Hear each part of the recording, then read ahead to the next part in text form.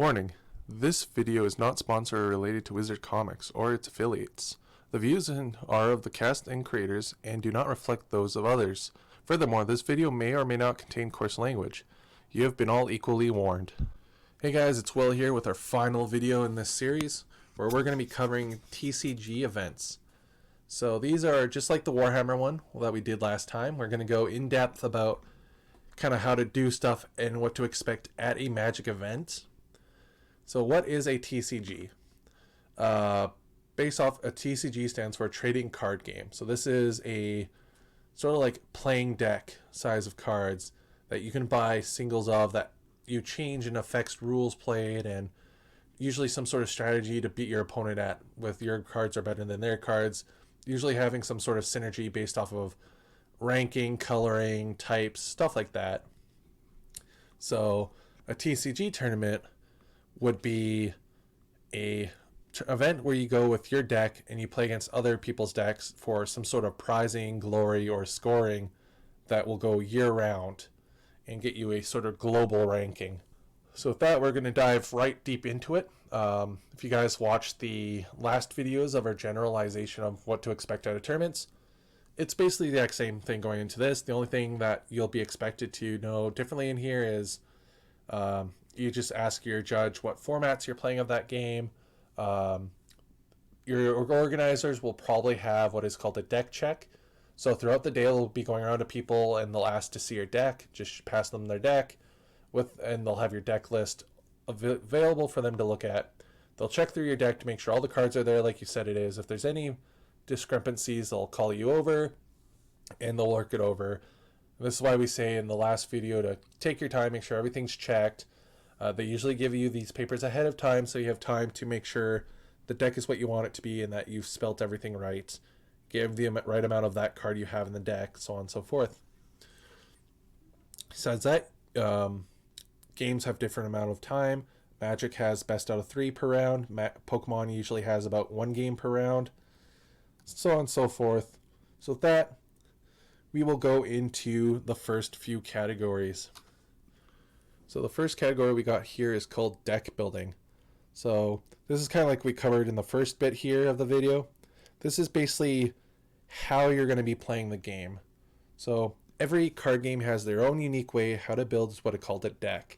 As you can see in the picture on the screen, these are a bunch of pre-made decks that Magic has, that Wizards of the Coast, the producer, makes. They're usually about 60 card decks for a lot of these games, all around different themes and different restrictions depending on your format. Make sure you know what format you're going into the tournament. Magic has about 3 or 4 that are very popular that are officially supported. There's Modern, Legacy, Commander, Vintage, Standard, and now Pioneer, which all have different what cards you can play and different ones that are banned from it, so on and so forth. So making sure you ask what format you have and you build your deck based off those will get you into the events and have a good time without having any issues. So to build a deck, you're usually going around different themes or like different characters and stuff.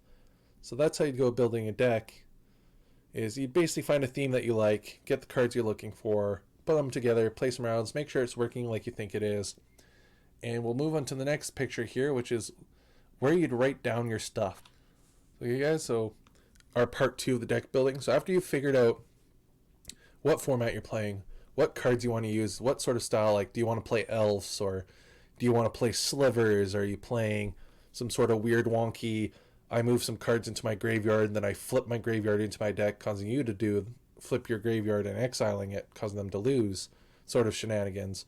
Once you figure that out and you made sure that the cards that you have are the correct format, a lot of these events will have some sort of list like you see on the page here. This is the Wizards of the Coast's personal one.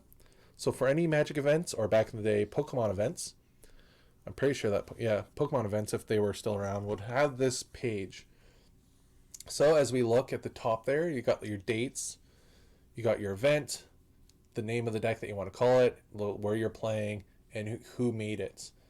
For the most part, a deck name, usually the reason why they have these is because if a deck does really well, especially at say large scale like France or America, like California, like DCI tournament thing, Wizards tournament, where it's a lot of money, and some of the large players get like free airplane rides to it.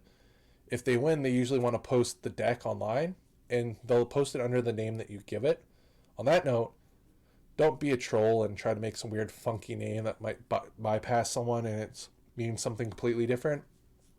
Those will get you in trouble, and usually the deck's banned from playing, and you'll have to remake a new one or not even play, depending on how grouchy the guy is or girl. We don't discriminate here. And past that, we have the bottom there. So it says like the number in the deck, so how many of that card you have, what the card name is. As we see, it says Magic is 60 card minimum. And of course, like lands, basic lands, all that stuff, whatever's in the deck, make sure you print it out clearly in whatever the language of that event is, which you can usually see in the information or online on the official website of the card producer. So you can find all the rules on the Wizards of the Coast site under Magic, or for Pokemon, you can find all the rules under the rules section in the Pokemon website. So on with that, we're going to move on to the sort of playing an event, what that's like. So moving on to the section here, we're going to do a quick little glance over what it's like going to be playing an event. Magic, especially in other TCGs, they're very, very simple. They're definitely the best one to do your very first event at for anything. So if you play like a war game and a card game, I'd say if you're feeling it, and especially if you know the tournament's going to have a lot of your friends and you're doing pretty well with your deck and you're enjoying the game, I'd say probably doing a TCG event is your best one to start at. You'll definitely have a better chance at doing things and you'll have a lot of fun. There's not a lot of special things you need to do. There's no rush into painting things or collecting your stuff and building and all that things, and make sure you have enough space. It's just you throw your deck into your backpack and go. So playing an event, you're basically going to go arrive a little bit earlier than what the date or the time says. Sign up, pay your fee, tell them that you're there for. If it's at a larger event, you'll get a deck list and you'll fill that out. Make sure that it matches the cards that's in the deck you're going to be playing with. Once that deck has been dropped off, or the list has been sent in, you cannot change the deck. The only cards that you can change with that deck is the sideboard that you put into the sideboard section of the list, or whatever other version that card game might have. But for the most part, Magic, a lot of card games are based off the Magic system as it was the first. So we're going to continue with Magic being the prime example. So once you're done doing that, your judges will tell you what's going on, how long the event's going to be, who they are, thank you for playing. They're going to call out your opponent. Wizards of the Coast is updating their event reporter in the next few months, so your pairings will be on a mobile app that you can see during the event, where you can also place your scores depending on the event and if the people allow it. Until then, you'd be basically, the judges will call out your names, or if it's in a large sort of hall, they'll have a monitor with all the postings on it, with like tables that are marked by number that they'll tell you to go there. So if you don't know who you're playing with, or you couldn't hear, you can go to a judge and ask who you're playing, or you can ask what table you were at and then just go to that table number, and whoever shows up is your opponent. Again, shake their hands before you sit, or just say, hey, it's great to play you. Let's have some fun. You'll play your match. Magic is a best out of 3, whereas others are like just 1 game per round because they can be larger or longer. And after that, you play your game, you have an enjoyable time, say good game to your opponent, even shake their hands if you really want to be that fancy, and sign your paper, make sure that they check it to double check your scores are correct and that you both sign it and hand it in. Once that paper's been handed in, you cannot change your score, but if you think there's a huge error, you're going to get penalties or you're going to get a talking to. But make sure you tell it as soon as you can, because once that next round starts, especially in a very large game area, and again, on this one I say judges, keep your slips. Wizards of the Coast prints app, and same with Pokemon, they have pre-made slips with the scoring and stuff that they print off that you can give out. Hold on to those, because if someone does this where they come in middle of a round or something and say, hey, so I'm completely high, like my score is completely off, and you're like, say like round 3, and like their game would affect if you're going to the 4th round, This way you can go back and check and make sure you're redoing it. And if it's like, oh, well, we made the whole round restart, you can fill in the proper stuff again and get back to where you were. As a player on this, though, it is your responsibility to make sure the scoring is correct before you drop off that paper or even sign it. So on that, we're going to move into our next category, which is going to be protecting yourself and protecting others. So as we look here on the picture here, this is a prime example of a way to protect yourself. So what I mean by protecting yourself is I don't mean like having knives or weapons or like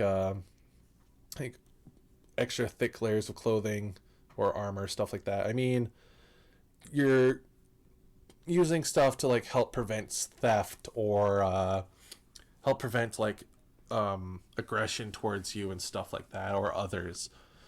So a great way to protect your stuff from being stolen is having some sort of safety backpack. Ultra Pro makes a really good backpack that's hard to get into, and without like you noticing. Other companies and private distributors out there make their own versions of these backpacks. Don't bring all your big stuff, or especially if you're just going for the tournament at a smaller one, you don't need to bring your trade binders. Leave those at home. You're there to play. You can do trading after or on a different date, or make a date with the guy that you want to trade with after you talked about your cards that you had for a different date. Or you can do those tradings. Make sure you do those trades like in a public place, or if you really want to be safer, if you're doing more high ticketed items, do them in a game store where people know what they're talking about, or the store employees know what they're talking about, so they can make sure you or your friend isn't getting screwed over, or in case something like a price change that night and you don't believe them or they don't believe you, stuff like that, so you're safe. Like this deck box in the picture here, it's a unique way how you open it, so without you fully looking at it, or if you didn't own the box, you wouldn't really know how to open it.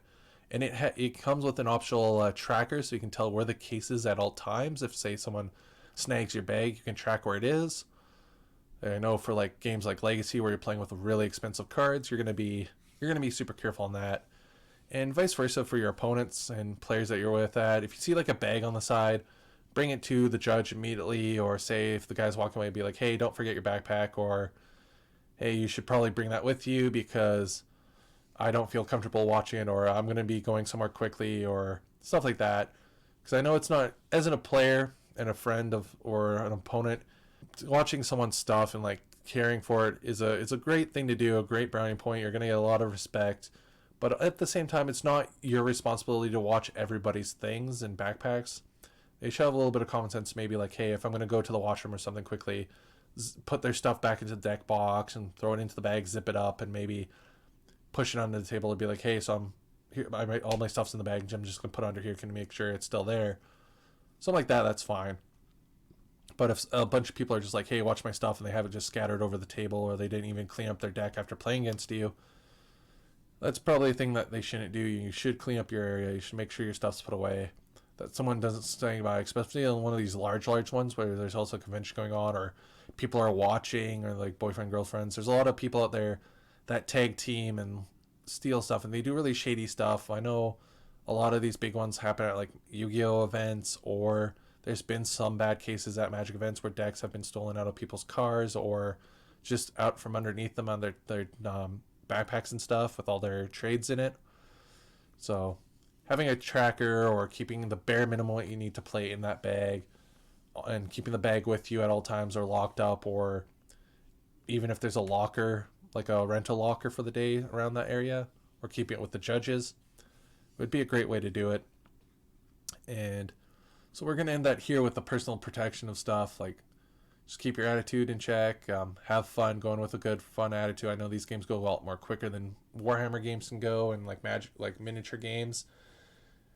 Just going with a good attitude, going knowing what your deck is, having fun. Be courteous towards your opponent. Explain things if needed to, and keep an eye on your stuff and keep it cleaned and packed away.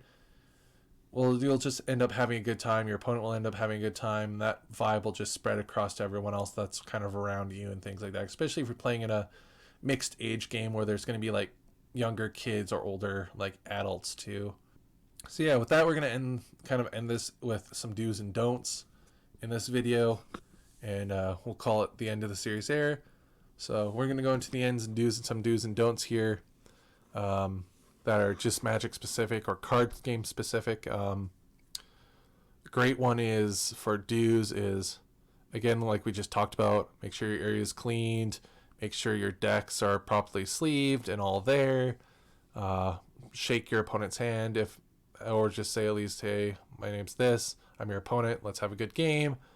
Um, Keep the unnecessary sort of chatter down and make sure you're speaking your plays loud enough for your opponent can pay attention, or if they say like something distracts them, just pause and let them have a chance to react, especially if say they might have some sort of disability or it's really loud at the event, or maybe their kid is there and their like parents like have to kind of watch them or something, or the kid's like done their game, they have to come and see the dad or the mom, something like that. It's like is okay. It's a little bit bothersome, but you can't help it. It's a kid, they want to see their parent.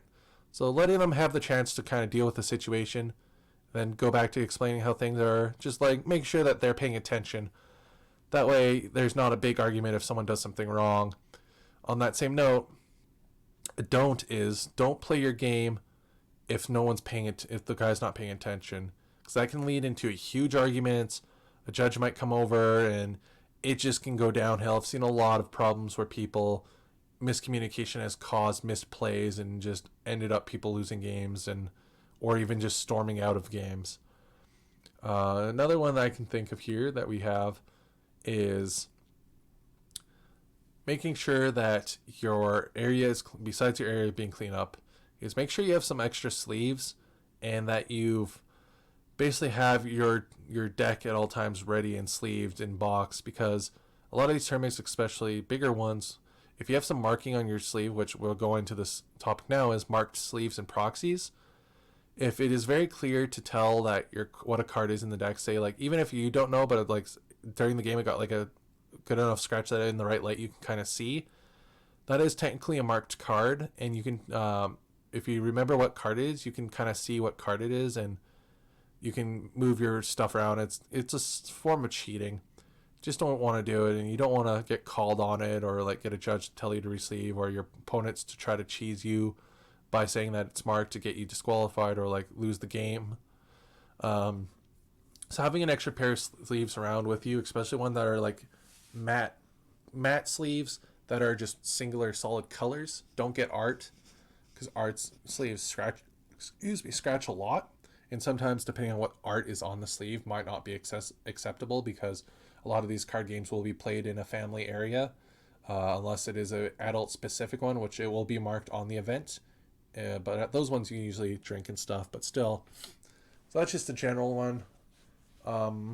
Some don'ts I would say is don't try to argue the rules with your opponent.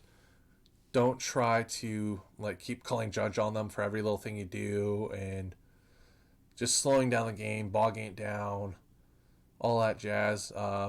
Super huge complex mechanics. Probably warn a judge ahead of time what it is, just in case they don't get pissed off that you keep calling them over, because I know some games you can get in trouble for overcomplicated games slowing it down and what have you. So with that, I can't think of any others. If you guys have any other do's and don'ts that I haven't already covered in another video or in here, go ahead, leave them down below. Besides that, all I can think of is be nice to your opponents, make sure everything's sleeved properly, you're having fun, you're making the games go quickly, make sure everyone's understanding what's going on and not being too loud or aggressive, and listening to the judge. You're going to have a good time. You're going to have a lot of fun, even if it's you might not win the full prize. A lot of these card games, they're great because the fees, like our store, at Wizards, the fee is good enough to cover basically that anyone who wins at least one round, or if in an even larger game, everyone gets at least a prize. And then, of course, the better you do, the more prizing you get. So with that, thank you guys for joining me in my series, my rough series of prepping yourself for events. Again, I'll leave a link in down below on this video and all the other videos to a group of guys who did a Age of Sigmar rundown about what to expect at a tournament. They do it really well. It's applicable to almost any other sort of event. I'll find one specifically for Magic if I can for this video. If not, we'll hope to see you guys in the next set of videos with Mike or Bryce. Till then, have a good time, enjoy your events, and we'll hopefully see you guys in the next set of videos. Bye-bye.